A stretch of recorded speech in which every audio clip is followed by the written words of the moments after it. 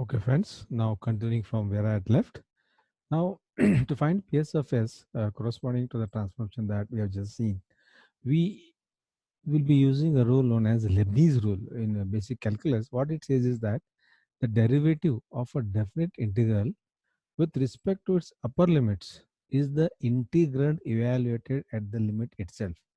That is, ds by dr is equal to t of r by dr. Because why? S is given by t of r. Already we have seen. Just go back. S is, you can see here, s is equal to t of r. So ds by dr is equal to t of dr by dr, where t of r is given by, you can see here, t of r is given by L minus 1 integral 0 to r pr of w into dw. You can see here. So t of r is L minus 1, it is taken outside, then d by dr of that remaining equation, integral 0 to r pr of w by dw, or this is nothing but L minus 1 pr of r. Now you substitute this in equation 3.3. So this is ds by dr. What is 3.3? Just have a look over here. You can see here, ps of s is equal to pr of r dr by ds.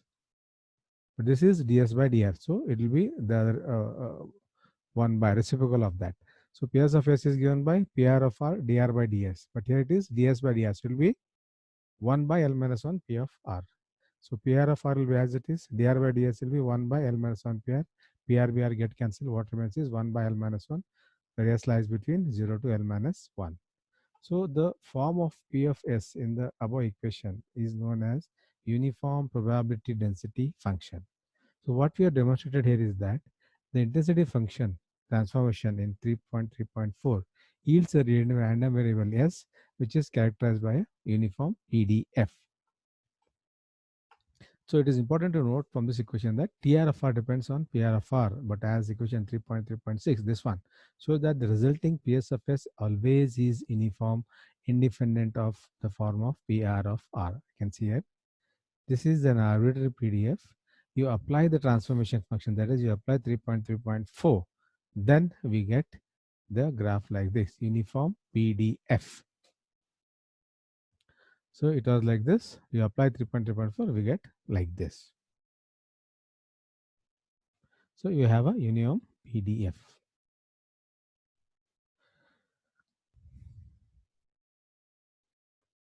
Now, till now we have been talking about continuous values or continuous functions. Now we'll talk about discrete values. For discrete values, we will be dealing with probabilities and summations instead of PDF functions. Right? Till now, what you have seen was continuous functions. So we used probability density functions. Now we'll be dealing with discrete values because digital images have discrete values. Instead of probabilities, we'll go for summations. So the probability of occurrence of an intensity degree level R of k in a digital image is given by PR of R k, means the probability of occurrence of this kth degree level is given by nk by mn, where k varies from, again as usual, 0 to n minus 1, where mn is the total number of pixels in image, nk is the number of pixels at that particular gray level k. K varies from 0 to 255. And L is the number of possible intensity levels in the image. Now, the discrete form of the transformation function, this 3.3.4 earlier was continuous function. The discrete form of this will be sk is equal to t of rk. There is nothing but L minus 1 summation pr of rj, which j varies from 0 to k. Or this can be written as L minus 1 as it is by m by n summation nj, where k varies from 0 to L minus 1. Thus, a processed output image is obtained by mapping. See, try to understand this statement. A processed, that is the output image, it is obtained by mapping each pixel in the input image with intensity level Rk into a corresponding pixel with level Sk in the output image. The transformation mapping in this equation is called as histogram equalization or histogram linearization. Right? So we'll take one single typical example, then only you'll understand things. Now, consider a 3-bit image, L is equal to 8, and size of the image is 64 by 64. So if you multiply 64 by 64, what you get? Mn is m by m into n, number of rows and number of pixels, that is 4096. Intensity levels are in the range 0 to L minus 1. That is 3-bit image means 0, 0, 0, 0, 0, 1, 0, 1, 0, up to 8 it goes. That is 0 to 7. Right? So this is the intensity distribution and the histogram values. So these you can see here the first column RK. These are the number of gray levels 0 to 7. These are the number of pixels at that particular gray level. That means gray level 0, there are 790 pixels. Gray level 1, there are 1023 pixels. Gray level 2, there are 850 pixels. Gray level 3, there are 656 pixels. Gray level 4, there are 329 pixels. Gray level 5, there are 245 pixels. Gray level 6, 122, and so on. Right? Now, the last column uses the normalized histogram. This how we have got is pair of RK. The probability of occurrence of RK is given by NK by M by N. What is M by N? 4096. So now this 790 divided by 4096, you get 0.19. 1023 divided by 4096, you get 0.25. You divide all these by 4096, you get this probability density function probabilities. And as we already seen, they all sum up to 1. If you want, you can add the and see. Now we'll plot graph of this. This will be our, you can see here, this is our original histogram. Gray level 0th, it is 0.19.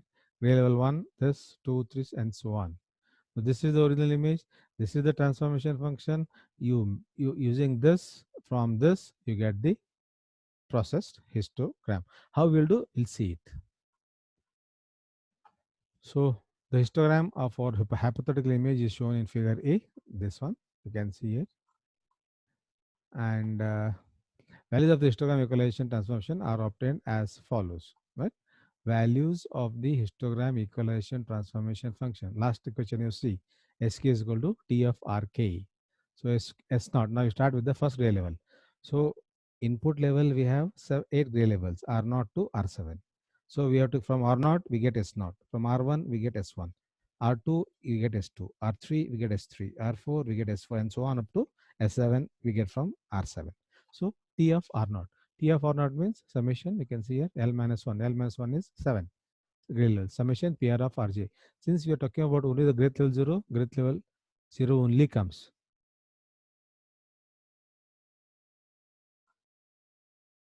So if you multiply, what is R0? 0.19. 0.19 into 7, you get 1.33. Next comes TR1. TR1 is again, here what they do is P of R0 plus PR of R1. Here it is 0th grade level, only 0th grade level. The first S1 will be SR1 plus R0. So it is R1 plus R0. So again, you have to multiply the second one. 0.25 into 7 plus 0.19 into 7. You can see here. R0 is 0.1, R0 is 0.19 into 7 plus PR1 is 0.25 into 7. We get 3.8. Like that, you go S2 will be R0, R1, R2. You get 4.55. You can cross check this. S3 will be R0, R1, R2, R3. Like that, we get this. And this graph we are drawn in figure B. You can see here. This is what we get. R0, R1, R2, R3, and so it goes up to 7. Right? Now the actual mapping takes place. You can see here.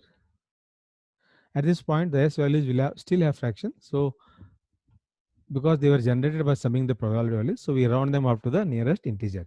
S0 from 1.33 it comes to 1. S1 from 3.08 to 3. S2 from 4.55 to 5. S3 from 5.67 to 6. S4 from 6.23 to 6. S5 from 6.65 to 7. S6 from 6.86 to 7. And S7 from 7 to 7. So these are the values of the equalized histogram.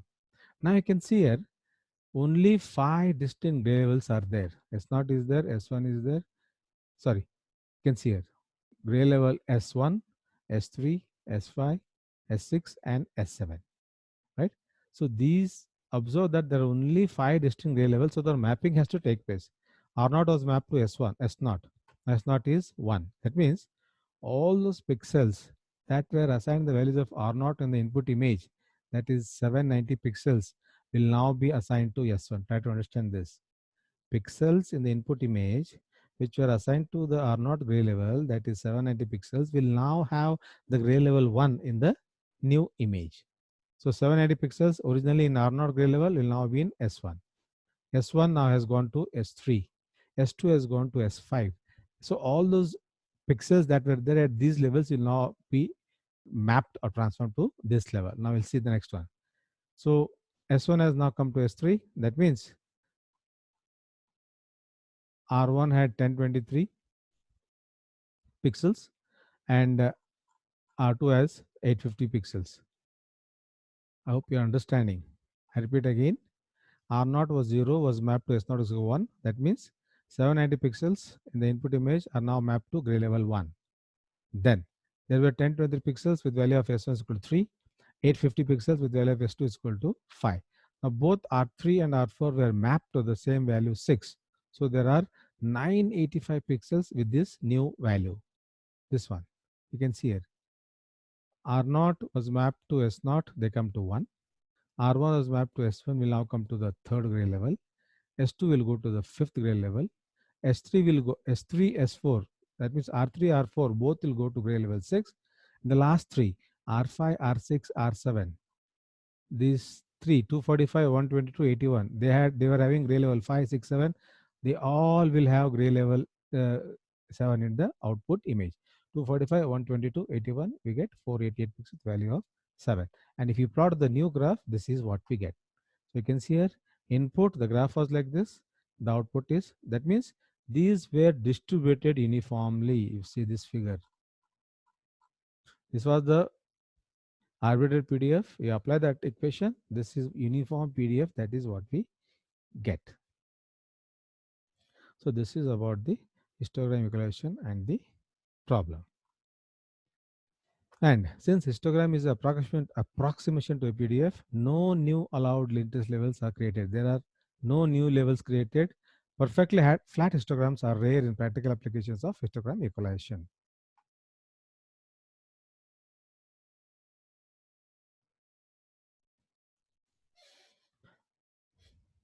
Now, this technique that we have seen is known as automatic in nature. That means, given an input image, you have an histogram, you have a transformation function, apply the transformation function on the input image, you get the output image. That means it happens automatic. There is no user intervention. So given an image, the process of histogram equation consists simply of implementing the equation 8. You simply implement this equation 8, which is based on information that can be extracted directly from the given image.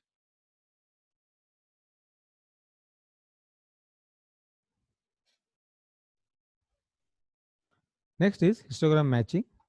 So histogram equation that we had seen just now is automatic in nature. That is, it determines the transformation function that seeks to produce an output image that has a uniform histogram. So when automatic enhancement is required, this is a good approach. But there are some applications in which attempting to base enhancement on uniform histogram is not the approach. So it is useful sometimes to specify the histogram well in advance. So now in the earlier case, original histogram is there, transformation function is there, you get this. But in some cases, you define this in advance. You tell that I want the histogram to be like this. That is known as histogram specification. You tell in advance the type of histogram you want, and then the process code that is called as histogram matching or histogram specification.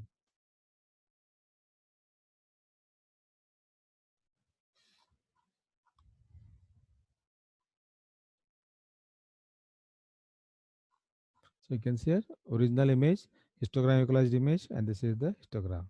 Original image, histogram equalized image, this is the histogram.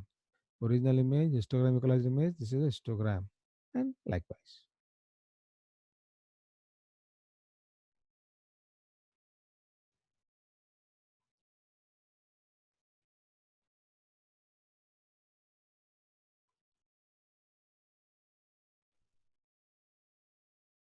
Okay, in the next class, we will check out about local histogram processing.